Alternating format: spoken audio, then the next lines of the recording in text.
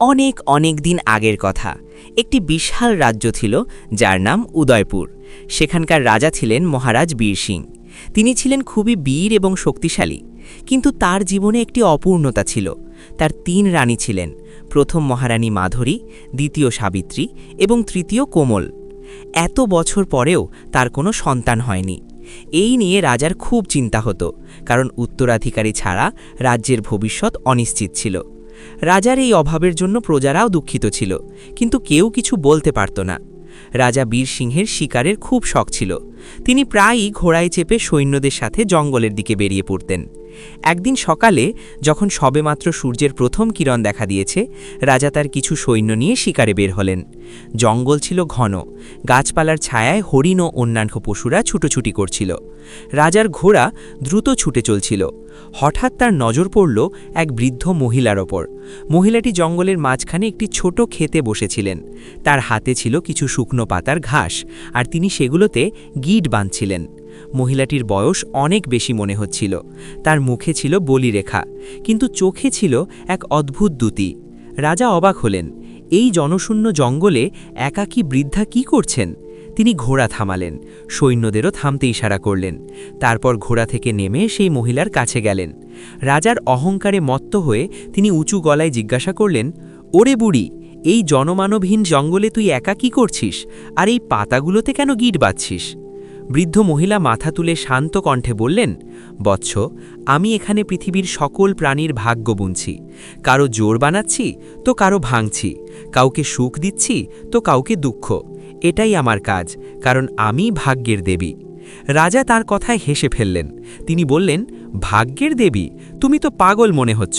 পরিষ্কার করে বলো, এই জোরগুলো কিভাবে বানাও? মহিলা হেসে বললেন, হে রাজন, আমি পৃথিবীর প্রতিটি জীবের জীবনসঙ্গী নির্ধারণ করি। কাউকে ধনীর সাথে, কাউকে দরিদ্রের সাথে যুক্ত করি। কারো বিবাহ সুখী করি তো কারো দুঃখী। এটি প্রকৃতির নিয়ম, আর আমি তার অংশ। রাজার অহংকার আরও বেড়ে গেল। তিনি ৩ রানীর স্বামী, তবুও এখনও কোনো সন্তান হয়নি। তবুও তিনি বললেন, আচ্ছা বুড়ি, যদি তুমি এতই শক্তিশালী হও, তবে বলো, তুমি আমার জোর কার সাথে বানিয়েছ? আমার বিয়ে কার সাথে হবে? মহিলাটি রাজার চোখে তাকালেন। তিনি রাজার অহংকার স্পষ্ট দেখতে পাচ্ছিলেন। তিনি জানতেন রাজা আগে থেকেই বিবাহিত, তবুও রসিকতা করছেন। তিনি ভাবলেন, এই অহংকারীকে একটি শিক্ষা দেওয়া দরকার। তাই তিনি গম্ভীর হয়ে বললেন, হে রাজা, যেহেতু তুমি আমাকে জিজ্ঞাসা করেছ, তাই শোনো। তোমার জোর আমি তোমার প্রথম রানী মাধুরীর গর্ভে জন্মানো তোমার নিজের মেয়ের সাথে বানিয়েছি। তোমার বিয়ে তোমার নিজের মেয়ের সাথেই হবে। তুমি আমার সাথে যে ঠাট্টা করলে, তার ফল তোমাকে পেতে হবে। এই কথা শুনে রাজার হুঁশ উড়ে গেল। তার পায়ের তলা থেকে মাটি সরে গেল। তিনি হাঁটু গেড়ে বসে বললেন, মা, আমি ভুল করেছি, আমাকে ক্ষমা করে দাও। আমি অহংকারী হয়েছিলাম, এই অভিশাপ ফিরিয়ে নাও। কিন্তু মহিলা বললেন, বৎস, আমার কথা কখনো মিথ্যা হয় না। তুমি রাজা, তোমার শক্তি আছে, যদি পারো তো থামাও, কিন্তু মনে রেখো, ভাগ্য থেকে কেউ পালাতে পারে না। এইটুকু বলেই মহিলা অদৃশ্য হয়ে গেলেন, যেন তিনি কখনো ছিলেনই না। রাজা শিকার ভুলে উদাস মনে মহলে ফিরে এলেন। তার মুখ ফ্যাকাশে হয়ে গিয়েছিল। মহারানী মাধুরী তাকে দেখে চিন্তিত হলেন। তিনি বললেন, মহারাজ, আজ আপনি এত উদাস কেন? শিকারে কি হয়েছে?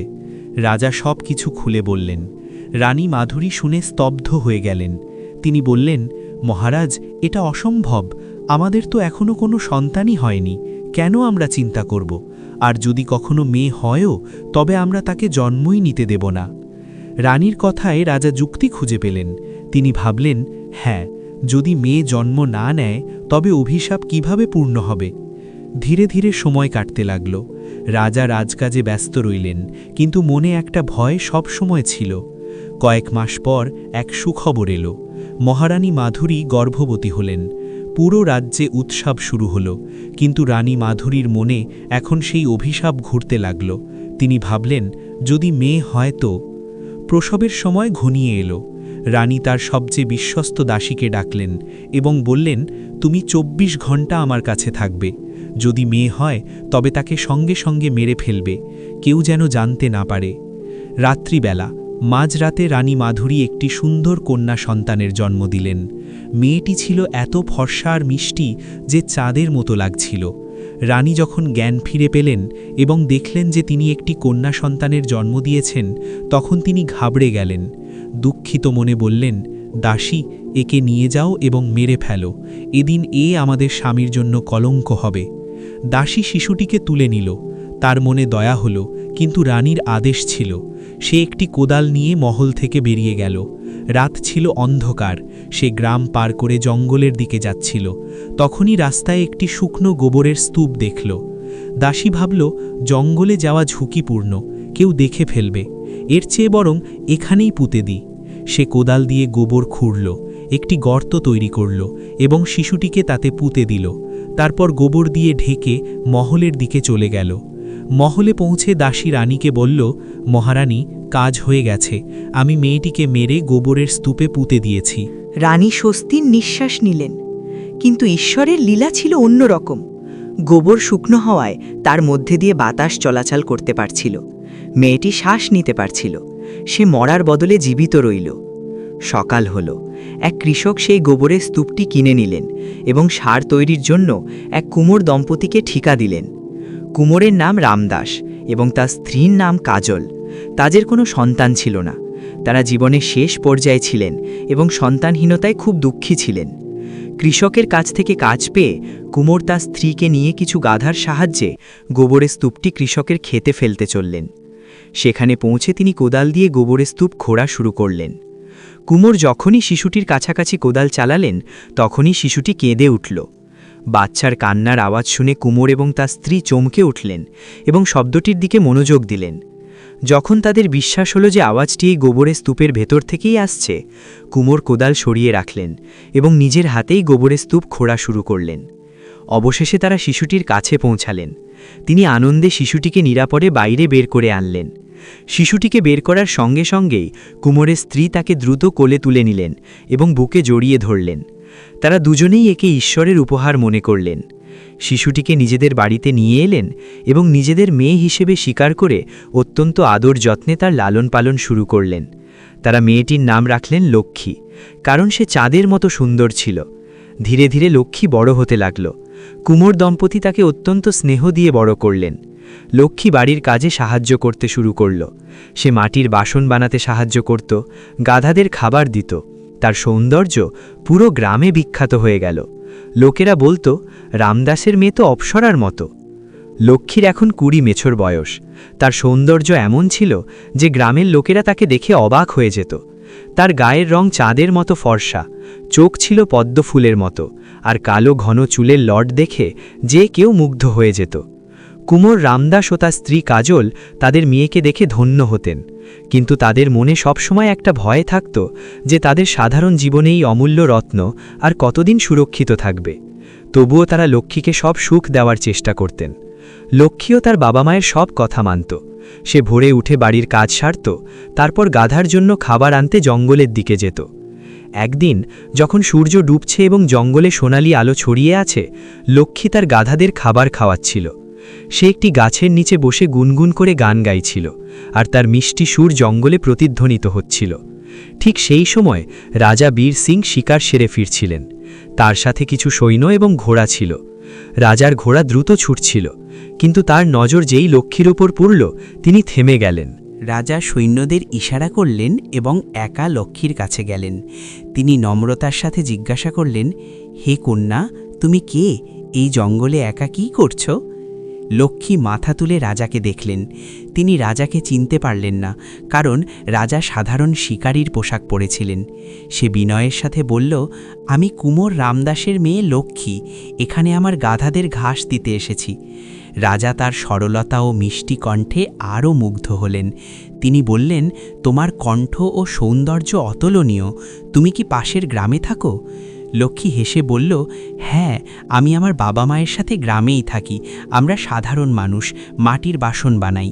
রাজা আরও কিছু কথা বললেন এবং তারপর মহলে ফিরে গেলেন, কিন্তু লক্ষ্মীর চেহারা তার মন থেকে সরছিল না। মহলে পৌঁছে তিনি তার প্রথম রানী মাধুরীকে ডাকলেন এবং বললেন, রানী, আজ জঙ্গলে আমার সাথে এক কন্যার দেখা হয়েছে যে আমার মন মুগ্ধ করেছে। তার নাম লক্ষ্মী এবং সে কুমোর রামদাসের মেয়ে। আমি তাকে বিবাহ করতে চাই। রানী মাধুরী শুনে চমকে উঠলেন। তার সেই পুরনো অভিশাপের কথা মনে পড়ল, কিন্তু তিনি ভাবলেন যে এ তো কুমোরের মেয়ে, তার নিজের মেয়ে তো জীবিতই নেই। তবুও তার মনে একটা অদ্ভুত অস্থিরতা ছিল। তিনি বললেন, মহারাজ, আপনার সিদ্ধান্তই চূড়ান্ত, কিন্তু প্রথমে জানতে হবে সেই কন্যা ও তার পরিবার কেমন। রাজা সঙ্গে সঙ্গে তার বিশ্বস্ত গুপ্তচরদের ডাকলেন এবং বললেন, যাও, কুমোর রামদাসের বাড়ির খোঁজ নাও, তার মেয়ে লক্ষ্মীর সম্পর্কে সব তথ্য নিয়ে এসো। গুপ্তচরেরা কয়েকদিনের মধ্যেই সব তথ্য সংগ্রহ করে আনল। তারা জানালো যে লক্ষ্মী কুমোর রামদাস ও কাজলের পালিতা কন্যা, কারণ তাদের কোনো নিজের সন্তান ছিল না। মেয়েটি খুব সুন্দরী, সুশীলা এবং পরিশ্রমী। গ্রামে সবাই তার প্রশংসা করে। এই শুনে রাজা আরও খুশি হলেন। তিনি রানীকে বললেন, মাধুরী, এই কন্যা আমার যোগ্য, তুমি বিবাহের প্রস্তাব নিয়ে কুমোরের বাড়ি যাও। রানী মাধুরীর এই সিদ্ধান্ত ঠিক মনে হলো না, কিন্তু রাজার আদেশ ছিল। তিনি ভাবলেন যে হয়তো এই বিবাহ রাজাকে সেই অভিশাপের দুশ্চিন্তা থেকে মুক্তি দেবে। পরের দিন রানী তার বিশ্বস্ত ব্রাহ্মণ ও নাপিতদের ডাকলেন। তাদের আদেশ দিলেন যেন কুমোরের বাড়িতে গিয়ে বিবাহের প্রস্তাব নিয়ে আসেন। ব্রাহ্মণ ও নাপিতেরা কুমোর রামদাসের ছোট বাড়িতে পৌঁছালেন।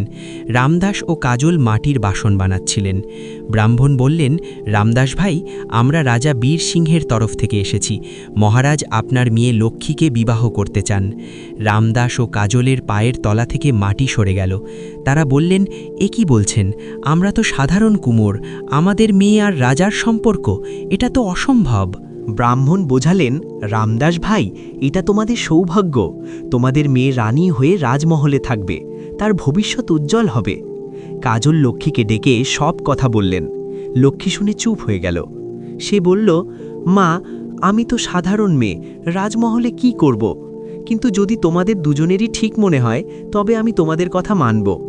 রামদাস ও কাজল অনেক চিন্তা করলেন। তাদের ভয় ছিল যদি তারা না করেন তবে রাজা হয়তো রেগে যাবেন। অবশেষে তারা বিবাহে সম্মতি দিলেন। পুরো গ্রামে খবর ছড়িয়ে পড়ল যে কুমোরের মেয়ে রাজার বউ হবে। লোকেরা অবাক হলেও খুশি ছিল। বিয়ের প্রস্তুতি শুরু হলো জোরে সোরে। রাজমহলে উৎসবের আমেজ। লক্ষ্মীর জন্য সুন্দর পোশাক ও গয়না পাঠানো হলো। গ্রামেও বাদ্যি বাজল। বিয়ের দিন এলো। লক্ষ্মীকে কনের সাজে সাজানো হলো। সে এত সুন্দর লাগছিল যে লোকেরা শুধু তাকিয়ে রইল। রাজা বীর সিং বরযাত্রী নিয়ে কুমোরের বাড়িতে পৌঁছালেন। খুব ধুমধাম করে বিয়ে হলো। লক্ষ্মী এখন রাজমহলের রানী। মহলে রানী মাধুরী লক্ষ্মীকে স্বাগত জানালেন এবং তার স্বামী রাজা বীর সিংয়ের বাসর রাতের আয়োজন করলেন। বিয়ের রাত। মহলের বাইরে একটি গাছের নিচে দুটি গরু বাঁধা ছিল। রাতের নিস্তব্ধতায় তারা নিজেদের মধ্যে কথা বলছিল। রানী মাধুরী তার কক্ষের জানালা দিয়ে বাইরে দেখছিলেন এবং তাদের কথা শুনছিলেন। একটি গরু বলল, বোন, এ কি অনর্থ হচ্ছে? রাজা নিজের মেয়েকেই বিয়ে করে ফেললেন। দ্বিতীয় গরু বলল, যদি তুমি সত্যি বলছো তবে আমাকে পুরো গল্পটি বলো। এরপর প্রথম গরু রাজের পুরো ঘটনাটি শোনাল, যা মহারানী মাধুরী খুব মনোযোগ দিয়ে শুনতে থাকলেন। পুরো ঘটনা শোনার পর দুটি গরুই ভগবানের কাছে প্রার্থনা করল, হে ভগবান, আজকের পর থেকে তুমি আমাদের কথা বলার ও চিন্তা করার ক্ষমতা ফিরিয়ে নাও, যাতে আমরা এমন কোনো অনর্থ বুঝতে না পারি যা আমাদের বাঁচতে সহজ করে দেবে। তখনই সেখানে একটি অলৌকিক ঘটনা ঘটল। সেই মুহূর্তে দুটি গরুর কথা বলার ও শোনার ক্ষমতা চলে গেল। এই দৃশ্য দেখে রানী মাধুরীর বুঝতে বেশি সময় লাগল না যে লক্ষ্মী আর কেউ নয়, বরং তার নিজেরই মেয়ে। তিনি ছুটে লক্ষ্মীর কক্ষে পৌঁছালেন।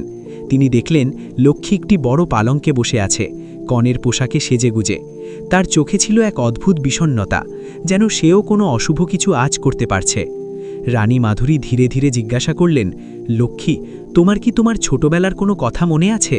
তোমার বাবা মা কি তোমাকে কখনো বলেছিলেন যে তুমি তাদের নিজের মেয়ে নও? লক্ষ্মী অবাক হয়ে রানীর দিকে তাকালো এবং বলল, হ্যাঁ, তারা বলেছিলেন যে আমি তাদের দত্তক নেওয়া মেয়ে।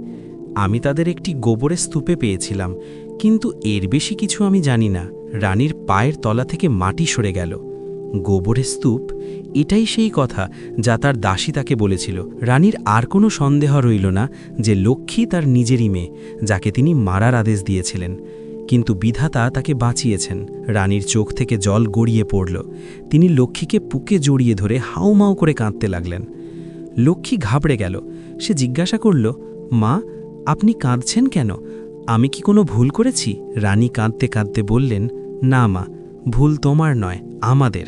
আমরা এক বড় পাপ করেছি। এরপর রানী লক্ষ্মীকে সব কথা বললেন, কিভাবে রাজা অভিশাপ পেয়েছিলেন, কিভাবে তিনি তার সদ্যজাত মেয়েকে মারার আদেশ দিয়েছিলেন, আর কিভাবে সেই মেয়ে এখন তার সামনে কোণে সেজে বসে আছে। লক্ষ্মী শুনে স্তম্ভিত হয়ে গেল, তার মুখ ফ্যাকাশে হয়ে গেল। সে বলল, তবে কি আমি আপনার মেয়ে আর মহারাজ আমার বাবা? এ কিভাবে সম্ভব? এটা তো অনর্থ। ঠিক সেই সময় রাজা বীর সিং কক্ষে এলেন। রানী আর লক্ষ্মীকে কাঁদতে দেখে তিনি চিন্তিত হলেন। তিনি বললেন, মাধুরী, এ কি হচ্ছে? তোমরা দুজন কাঁদছ কেন? রানী রাজাকে সব কথা বললেন, গরুদের কথা, লক্ষ্মীর গোবরের স্তূপে পাওয়া যাওয়ার ঘটনা, আর সেই অভিশাপ যা এখন সত্যি হয়ে গেছে। শুনে রাজা ভেঙে পড়লেন। তার অহংকারই তাকে এই পরিণতিতে এনে দাঁড় করিয়েছে। তিনি লক্ষ্মীর সামনে হাঁটু গেড়ে বললেন, বেটি, আমাকে ক্ষমা করে দাও। আমি এক ভয়ঙ্কর ভুল করেছি। আমি ভাগ্যকে চ্যালেঞ্জ জানিয়েছিলাম, আর আজ তারই ফল ভোগ করছি। লক্ষ্মীও কাঁদছিল। সে বলল, বাবা, এটা আপনার ভুল নয়, এটা ভাগ্যের খেলা। কিন্তু এখন আমরা কি করব? এই পাপ কিভাবে ধোয়া যাবে? রাজা এবং রানী একে অপরের দিকে তাকালেন। তাদের কাছে কোনো উত্তর ছিল না। রাজা এক মুহূর্ত ভাবলেন, তারপর লক্ষ্মীর দিকে তাকিয়ে বললেন, বেটি, তোমার কোনো দোষ নেই। তুমি আমাদের রাজ্যের রানী। এই রাজ্য এখন তোমার। তোমার পালক বাবা মা রামদাস ও কাজলকে এখানে ডেকে নাও। তাদের সাথে মিলে এই রাজ্য সামলাও। রাজা তার মন্ত্রীকে ডাকলেন এবং বুঝিয়ে বললেন, আমাদের মেয়ে লক্ষ্মী এবং তার পালক বাবা মা এই রাজ্য সামলাবেন। প্রজাদের খেয়াল রেখো। এই কথা বলে রাজা ও রানী ধরিত্রী মাতার কাছে প্রার্থনা শুরু করলেন। হে মাতা, আমাকে তোমার কোলে তুলে নাও। আমি এই বোঝা আর বহন করতে পারছি না। হঠাৎ পৃথিবীতে একটি ফাটল দেখা দিল। মনে হলো যেন ধরিত্রী মাতা রানীর ডাক শুনেছেন। রাজা ও রানী ধীরে ধীরে সেই ফাটলের মধ্যে বিলীন হয়ে গেলেন। লক্ষ্মী এসব দেখে চিৎকার করে উঠল, কিন্তু সে কিছুই করতে পারল না। মহলের লোকেরা ছুটে এলো, কিন্তু ততক্ষণে সব শেষ হয়ে গেছে।